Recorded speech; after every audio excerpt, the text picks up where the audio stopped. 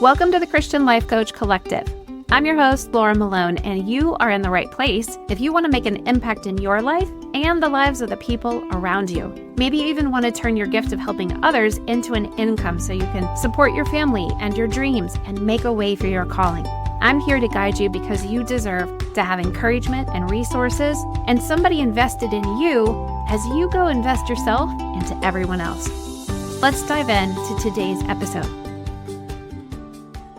I always talk about the season of big days in regards to the holiday season, like Thanksgiving and Christmas and New Year's Eve.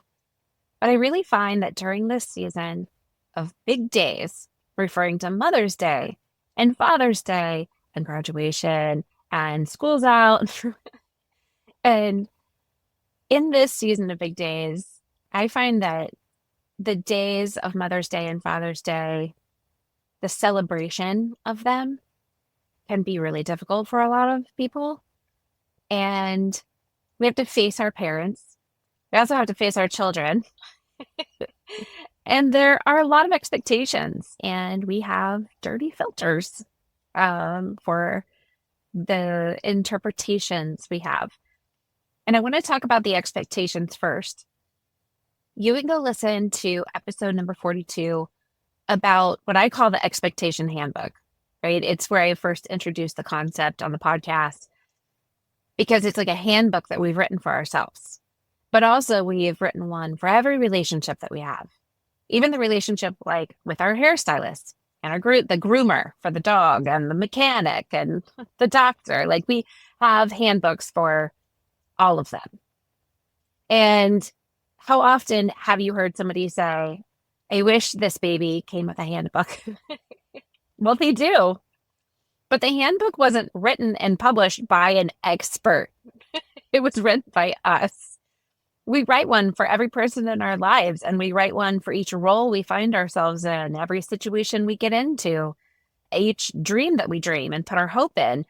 It's like we have expectations, even if we're not consciously aware of them. We also have a handbook for God. We expect him to be who we decide he is and to do what we need him to do. And we can expect him to show up when we decide we need him. We can expect him to reject us when we believe we deserve rejection, like all the things. But in this season of big days, we come face to face with our expectation handbooks that were written about our parents, all in a time when we're supposed to be, quote, celebrating them. So I'm going to be honest here, tell you a story. My mom, who's gone to be with Jesus, we were not really close. She loved me. I loved her. She was a good woman at heart. But our relationship was very difficult. From my perspective, growing up through a dirty filter, which we're going to talk about next, she was so involved in taking care of my brother who had a mental illness and who had also abused me as a child that I always felt I was in the background. She had also lived a very traumatic life from the womb, and she'd kind of been in pain and sick all of my life. Though I found later that a lot of her health issues were actually psychosomatic and they were associated with her trauma. So to a little girl who was the baby of the family, because my brothers are 7 and 8 years older, so I'm actually considered an only child. If you study like birth order, it resets every 7 years. So I'm kind of considered an only child because older kids, 7 years and beyond, like they tend to be out of the house sooner. And so I always felt like I was an afterthought unless my mom needed something from me, like she needed me to help her. And because my parents divorced when I was 4, I was often the only person in the house, right? Because my brothers were gone. My mom, I needed to do chores. I needed to rub her aching back. I needed to listen to her process, like her complaints about work, whatever. So as I got older, my expectation handbook started sounding like this. Don't tell mom I don't feel good, because she'll want me to go to the doctor because I probably have bronchitis. So I can't talk to her about what's going on with me because she'll turn it into a major problem. I can't tell my mom, say anything like, oh, the baby's breath smells so sweet and good, because she'll decide that that means my baby has diabetes. It was just like, ugh, everything that I was going to say was going to get turned around. Mom will get upset if I need to get off the phone before she wants to get off the phone. So I have to gently extract myself from the conversation, meaning I have to prepare her for 10 minutes or more, or I have to text my husband to suddenly need something from me so he can rescue me from my phone call. My expectation handbook sounded like, Mom does not listen to the heart behind what I say. She just wants to make whatever it is into something negative that she understands. So I have to curb my enthusiasm because she will always break it down. And I had the same type of expectation handbook for my dad. Dad will send checks for birthdays, but he won't make a phone call or pick up the grandkids.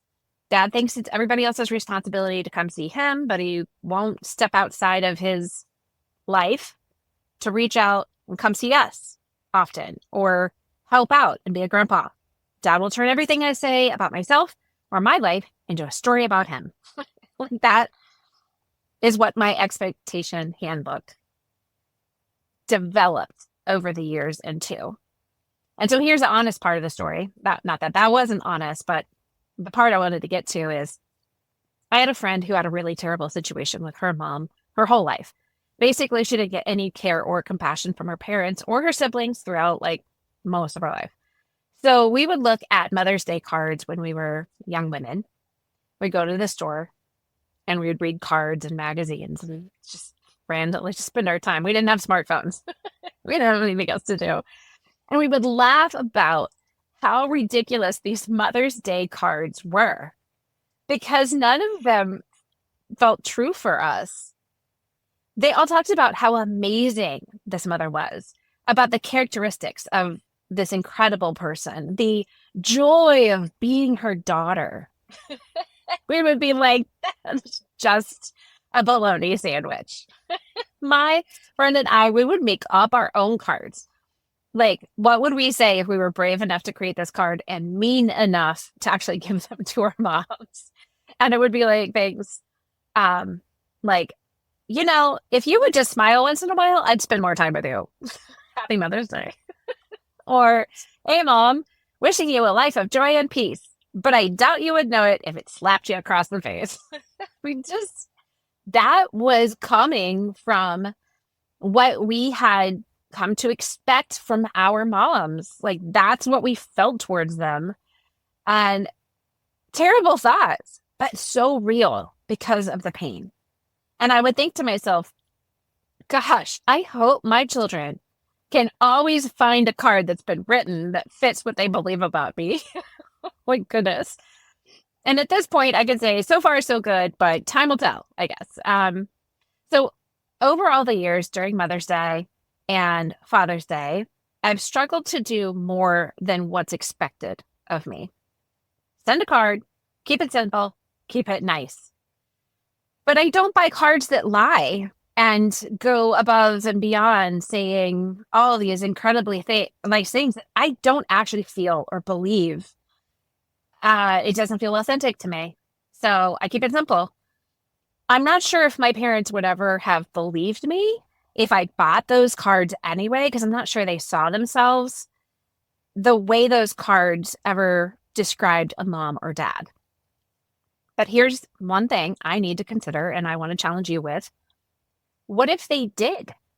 What if my parents and yours really thought they had done the right thing and were always loving and kind based on their intention? What if they always wondered why they don't get cards that say, you're the absolute best, and I mean it honestly with all my heart? I can't imagine having any other mom or dad but you. What if they wonder, like, why don't I get cards that say that? I really have been the best mom I possibly could be. I didn't do what my mom or dad did. I did things that I always said I would do for my kids, but my kids don't see it. What if my mom really did give her best to me and I couldn't see it or accept it because I had an expectation of who she was supposed to be and what she was supposed to do based on who I am? What if my disappointment was of my own making because she was not my version of perfect? What if she would have been considered perfect by somebody else as her as if they'd been her daughter? What if my expectations were in the way of a healthy, good relationship with her? I'm saying what if, but in reality, I understand that the expectation handbook, um, I know that I'm right. There's no what if about it, basically. She did do the best that she could. And no, it was not up to my standard, especially when I was a young woman without kids or teenagers who had never walked a day in her shoes. So, what about you? How much do you live from your expectation handbook that you've written for your parents? And how is it affecting your ability and desire to celebrate them as your mom or your dad during this season? And if you and I were in a life coaching session right now, I would probably walk you through the Pearl practice to help you take responsibility for how you're believing, what your paradigm is, and how the kind of results that that's getting you. And I would start with, what is your, how do you feel when you're with your mom or dad? After you define that emotion, I would ask you, do you want to feel that way? Like, or what else do you want to feel? Do you get mad or mean sarcastic? Like, not my version of funny sarcastic, but like the mean sarcastic. Do you withdraw? Do you give in and let them have their way so you can avoid conflict? Do you get offended on the inside but paste a smile on the outside just to survive it? Then I would ask you, what kind of results are you getting when you take that action? So, what are you feeling? What do you do when you feel that way? And what kind of results do you get when you do that? Do you drive home with road rage, and then like ride all the bumpers and make other people around you feel unsafe? Do you take your pain out on the people around you later, causing a cycle where your pain causes pain to people you care about? Or do you maybe disconnect to protect yourself? But then you're still in that state when your family says, "Are you okay?" And that creates distance between you and the most important people in your life, right? So then those results, we talk about legacy, which is what you create when you get the same results over and over and over again. So if you're constantly taking your anger out on the road, cursing cars, running lights, riding bumpers, you can only do that so many times before that kind of result gets you somebody hurt or maybe does some harm to your car or somebody else's. If you self-protect, then you can only do that so long before you create distance so much between you and your spouse that that's the legacy you get. If you hurt your kids with your words because it's a habit to speak from your pain instead of dealing with it, then you develop a legacy that's now cyclic from parent to you to children. After you see how your emotions lead to actions that create results that culminate in a legacy, that's the EARL of Pearl, we would go back to the paradigm that you're operating from and think about when you feel this particular emotion, offense, pain, rejection, abandonment, worthlessness, whatever it is. When you feel that way, what are you thinking and believing? What is your paradigm that leads to you feeling this? And actually, let's define it. If you feel offended because your mom asked about your job, well, what was the thought you had? Was it, mom thinks I should have been in the family business? If you feel ashamed when your dad tells the table at dinner that your brother got a raise, what'd you think? Was it, dad is always wondering why I don't make as much money as my brother? Or my brother was always dad's favorite son? What are you thinking and believing? Because that's leading to your feelings of worthlessness or your rejection or your offense. The thing they said, the behavior that they had, that's not leading to you feeling what you feel. It's what you think about their action. It's how you interpret it. The thought you had is attached to your interpretation, which is like a filter.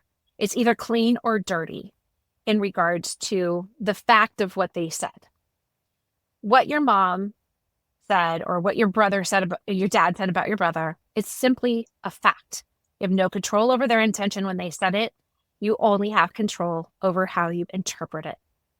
And I would say we probably have cleaner filters when it comes to like a new person in our life or a new situation we're excited about, because it takes so much work to keep our filters clean when we've been in a relationship with somebody for a long time, like we are with our parents or our spouses or our children. And we have to consider that. You think like if I just go somewhere else, if I get divorced, I can just marry somebody new and start with clean filter, but that's not true. Wherever you go, there you are. You can't get new parents and think, if I just had a different set of parents, then I would choose these people. What you're doing is you're operating from that expectation handbook. You've decided I would be different if I had different parents. And the truth is, no, you wouldn't. You would still be you. You would still have the same dirty filter and the same interpretation. So your paradigm's going to stay the same.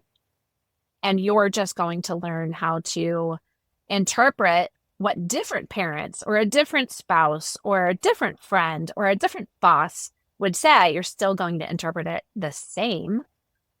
And if you don't get your filter cleaned, then that's going to cultivate into the same type of relationship. That's how you find yourself in a new situation having the same problem, is because you brought you with you into the new situation or relationship. So once we've determined what your paradigm is about the fact, like what, mom said you should have been, I wish you worked in the family business with us. That's what she said. You interpreted it to mean, I don't believe in your skill as a musician or an artist. You should have been in the family business. That's what you interpret. That's what you hear. Well, you just have to recognize that what you heard is different than what she said. And you're making it mean this thing based on the dirty filter that creates your interpretation. So once we do the old pearl and we go through the paradigm, emotion, action, result, and legacy, we are going to move on to the new pearl. And this is where you're intentional about what you believe and think, what you feel, what you do, and the results you get. So we start with the legacy. In the end, what do you really want? So if we're talking about spending time with our parents, what do you want to be like when you come home from your parents' house? Do you want to feel free and light and joyful and be forgiving regardless of what they said or did? Do you want to enjoy the rest of your day with your kids, even though your parents were exactly who they've always been while you were at brunch with them? What kind of results do you need to get regularly so they add up to this kind of legacy? So if you want to have joy when you get home after a day with your mom and dad, you need to have joy when you get off the phone, right? Like if you want to feel joy after spending all day Sunday, which is Father's Day, with your mom and dad, then you will need to practice getting the results of not being so angry or hurt when you get off of a 10-minute phone call with your dad. That's like getting the consistent results will create the legacy. And so if you don't want to be operating from the pain on Sunday night when you go back home, you will need to be able to manage yourself while you're with them at breakfast or brunch or, when you all meet up to celebrate Father's Day, whatever you're going to do. That starts with being able to manage yourself on a 10-minute phone call or the smaller things, when you think about your parents even, you probably need to be in more control of what you're thinking when you answer the phone, or be more compassionate with your dad when he starts talking about your job, considering maybe he's just afraid for you because he's not sure about your financial future, because he doesn't understand technology and doesn't get your job. What if that's okay that he doesn't get it? What if it's okay that as a father, he's actually concerned about your financial future because he comes from a generation where he does not understand the way you're operating? And you're not going to change that, but you can change how you interpret this and what you do with it. So, what do you need to feel in order to take that action? If you want to feel patient or gentle or joyful when you take that phone call, what do you need in order to, do you need to feel loved, worthy, capable, secure, important? Like, what is the feeling that you need so that you can be patient on the phone call, or so that you can be joyful regardless of what they're saying on the phone call? And lastly, we're going to end with the new paradigm, because we go from L to P in the new pearl. We're intentionally creating a storyline where we are intentional about the legacy we want, the results required to create that legacy, the actions required to take to get those results, the emotions we need to feel that support us taking that action, and then the paradigm we have to operate from that will lead to feeling that emotion. So we're going backwards on the new pearl. The old pearl, you can kind of start anywhere, wherever you have awareness of the paradigm, emotion, action, result, or legacy, and then you just fill in all of them and connect them. But in the new pearl, we're being intentional, and we're starting with a future focus of what legacy we want to create in this situation. So what do you need to think that's going to lead to you feeling loved or worthy or capable or secure or important, regardless of the fact, the situation, regardless of how your mom or dad acts and what they say and how they treat you? You can intentionally think something and cultivate a belief system that will be helpful instead of harmful.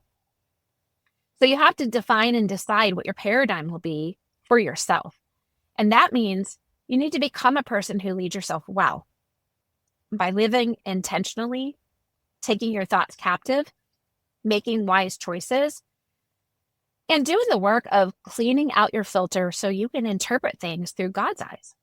Or even better, see them through His eyes and through the true intention of the other people involved. You do not have to allow other people, even your parents, to have the power to label you, to break you, to name you, or to shame you. And unfortunately, we weren't taught at any age, much less when we were young, that we are the ones with the true power over our thoughts and beliefs. We're led to believe by default that others, especially our parents, have this power. But really, even when we're young, we're practicing our own power by allowing other people to have a say over who we are. So if someone were to tell us, and we were to believe them, that it's our choice what to believe about ourselves, that we don't even have to believe the things our parents say and the interpretation we have of those things, we might find ourselves becoming more than we even thought was possible. We might find ourselves stepping into truths that we know are real deep down in our soul, regardless of what our parents say, and regardless of how we interpret what our parents have said. As Christians, we say we believe God. We proclaim He's our Heavenly Father. The Bible is true. But then we allow what other people say to us to have more power than what He says. We allow other people's thoughts to define us and to identify us. But when we hear God talk about us, when we let His word to us fill in our paradigm, we can live from that truth with a deeper knowing and a deeper intimacy and a deeper connection, because He made us. The people in this world did not make us. They do not know us. Even our parents, they helped bring us into the world, and they've been given the honor of raising and releasing one of God's children. But they have finite and limited knowledge about who we really are and what we were created for. Only our Heavenly Father knows who we are. He is the one that knit us together in our mother's womb. Our mom did not knit us together. We need to hear him. And he's not like our earthly dad or mom, but our brains only know who they are as our parents. And then our brain associates who they are with who God is, which is why we need to pull from what we know in our spirit and hear God about who he is to us and who he says we are. That's where we begin to see how dirty our filter is. And you can think of your filter as like the perspective and the way that you interpret what is said and done around you. So your interpretation allows debris to get into your filter and clog it up, and it causes what you hear to be distorted from what was said and the meaning behind it, the intention behind it. It keeps you from being able to know other people's true intention, including God's. So, for example, I recently asked my daughter to clean her car out, like deep clean. Come on, clean it. And while it took many days for her to actually go do it, one day she finally said, I did it. It's finished. I excitedly said, let's go see it. Like, I want to see it. Immediately, I saw her countenance change from confident and happy to hurt and mad, like instantly. I had no idea what happened. I just knew that she got kind of like mean towards me. So my interpretation was she doesn't want to show me, doesn't want to be with me. So when she kind of stormed out of the room, I went the other direction because I don't want to be with her if she's going to treat me like that while I'm excited about something. And I don't want to see the car cleaned so badly that I'm going to force her to take me, right? So later she comes in and says, well, are you coming to see the car? And I was like, no, no, I'm not. Well, why? You said you wanted to see it. And I'm like, well, you got mean about it. So I don't need it badly enough for you to force you to spend time going to look at the car with me. I said, why did you get mean like that? And she said, I don't know. I guess I just thought you wanted to see it in the same way you used to tell me to clean my room. And then when I'd say it's clean, you would go, let's take a look at it. And I had this aha moment, like her interpretation of my desire to see the car clean was based on a past scenario that her brain remembered and cataloged and wanted to avoid. Her paradigm was that I was going to point out what was wrong, what still needed to be done, what was still dirty, and how she needs to go fix it. But my intention was I had seen what it looked like, and I was excited to see some pretty gleaming outside and wiped down trashless inside. Like, I wanted to see the transformation. It didn't matter how much she had done, it was going to be a transformation. She just wanted to avoid my disappointment. My filter was dirty when she reacted to me based on her dirty filter. And that's where you begin to see the breakdown of communication. And ultimately, that culminates in a breakdown of relationship if it's not tended to and it's left unhealed. So debris in our filter is things like pain and shame, offense, unforgiveness, anger, bitterness, regret, disappointment, fear, like all of these things. They coat the words and behaviors we experience. And all of those words and behaviors, they pass through the filter and get like this film on them of whatever I put on it. So if your parent says something to you, like, I wish I had talked to you last week, that could go through my filter and come out on the other side with a film of guilt or shame on it, or bitterness. You always think I'm supposed to call you every week. It's going to come through my filter based on what is like, is my filter clean? Can I hear that my mom or dad really just wanted to talk to me last week because a lot was going on? Maybe that's what they were saying. That was their intention. But it came through my filter and it could come out with a coat of offense on it and make me interpret it as you don't call me enough and it's your fault. So if your parent says something, you get to actually decide, how am I going to filter that? If you're cleaning your filter, you're going to hear less about you. You're going to hear more about them. Even if their disappointment and their hurt, it comes through because it's actually disappointment and hurt. If you have a clean filter, their disappointment and hurt in what they say, you're going to see that it's more about what's going on inside of them and less about you. It's moreover, like if you have a filter that's coated in grace and mercy and truth, then you're going to have compassion and respond with patient love to what they say. You know, 1 Corinthians 13, like the chapter about love, it's connected to our filter. I recently saw a trailer when we went to the movies for the new Inside Out 2 animated movie. And I really loved the first one. And I highly recommend that you see it if you haven't, and see it again if you have. So if you don't know about it, in the first one, they created characters in this animated movie about a little girl's emotions, about moving across the country. And the main ones in the show, they're joy, sadness, disgust, anger, and fear. And it's so brilliant the way they bring them to life and show how joy, she tries to shut down sadness because she doesn't think that the girl should ever be sad. She thinks she should just always have joy and just always be happy. But they find out that when you try to shut down one emotion, you end up shutting down emotions. You shut down the ability to experience emotions by believing that you should never feel disappointment. You should never have fear. You should never be sad.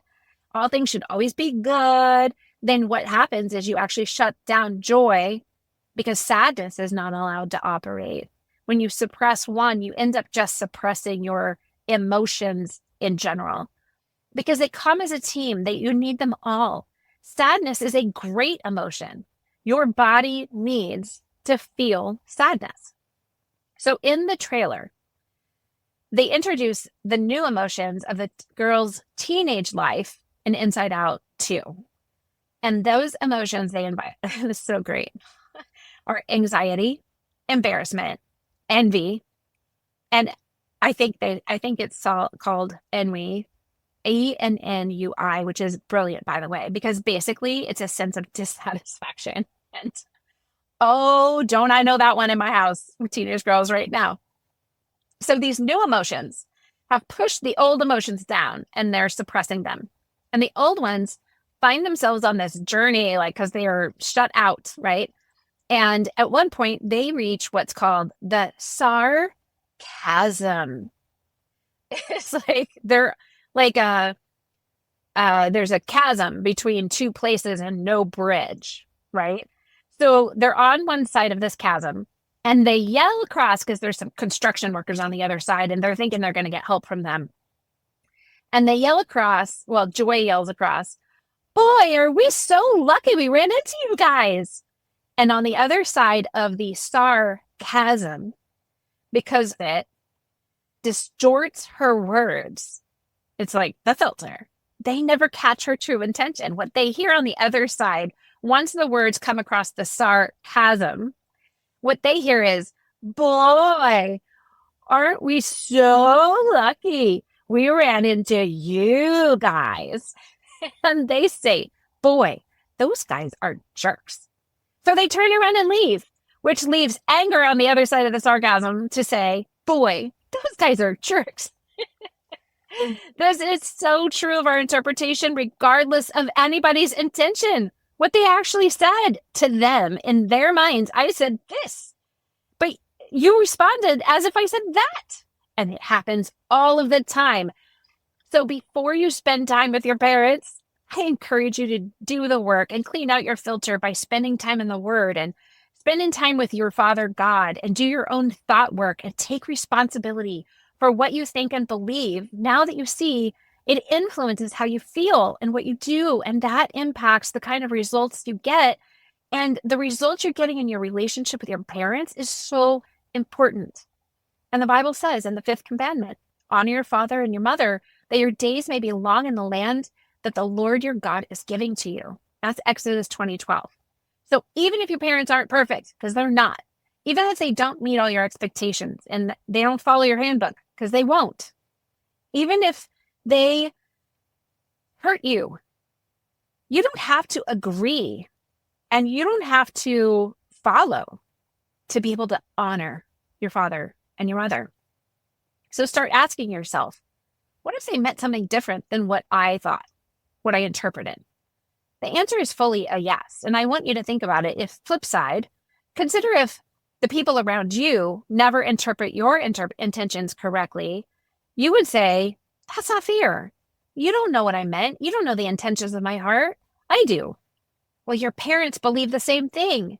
It's not fair of you to decide what they mean, that you don't know why they are the way they are, what they really mean, why it's so hard to say and do on the outside what's on the inside of their heart because of your own story of hurt and pain. So my encouragement to you today is to walk yourself through the pearl practice as it pertains to the situations and relationships with your parents. If you can't do it in the moment, come back to this one question at least. What kind of relationship results do I want to get from this? You can create those results regardless of what others do, simply by shifting your own paradigm and choosing to lead yourself well. Nobody can actually make you feel any emotion. Your thoughts cause those emotions to rise up. And if you choose to think and believe unhelpful or harmful thoughts, that somebody hates you or they're being mean or they're trying to hurt you, you're going to feel terrible emotions. I'm giving you the power to choose what you think and believe. You can decide to not allow other people's behaviors and words to make you think the way you used to. You can decide to hold on to the thoughts that are true and praiseworthy and helpful and good for your soul. Other people are not in charge of what we think. Most people are barely in charge of what they think, much less are they capable of doing anything intentionally about what we think. They're thinking about themselves like we are thinking about ourselves more than we're thinking about them. I choose to believe that my parents speak from pain and hurt and a lack of knowledge about the truth. And I get to be responsible for what I think and believe towards myself, so that what they say that is harmful has less power or no power at all. But those things in their lives, the pain and the hurt in their own life, their lack of knowledge about who I really am, that no longer has the same power over me that it once did, because I now know it's my life to live. I have the power to choose what I'm going to think and which way I'm going to go. I have the knowledge and the choice to shift my paradigm into something that's helpful and hopeful in my life. And that's going to impact everybody around me. It's going to trickle down and out. I've decided what I want my legacy to be, and I'm working towards creating the results I need to get that legacy on purpose, with self-awareness and observation of myself and cultivated intention. And you can too. So I pray for your summer to be amazing. I pray for this season of big days to be fruitful, that you will know the truth and it will set you free. And I release just a blessing over you, even a mother's blessing towards you. If you've never received a mother's blessing, right now, I bless you. I am a mom. I'm a spiritual mom. I'm a natural birth mom. I'm an adoptive mom. And I bless you to know who you truly are, that you are 100% worthy right now, regardless of your past, regardless of your actions. Your behavior is not your identity. And I call that true identity to rise up within you. I bless you to know what your Father in heaven says about you. I bless you to be full of forgiveness so that you can release yourself from the hooks, regardless of what your parents have said or done, regardless of who they've told you that you are. Those things don't have to be they don't have to have power over you anymore. You can be released right now in the name of Jesus. I release you from the hooks. I release you from the power of that pain, hurt, and offense, the shame and the guilt and fear, even your parents' disgust towards you and your choices, who you are, your character. I bless you to find the truth and operate from that paradigm. If you'd like to work with me and get coaching, become a coach, or start a coaching business, check out all the courses and coaching I offer at sterlingandstonementoring.com, or you can scroll through the show notes to find all the links that you need. I pray that your day will be full of joy, hope, transformation, and the presence of God.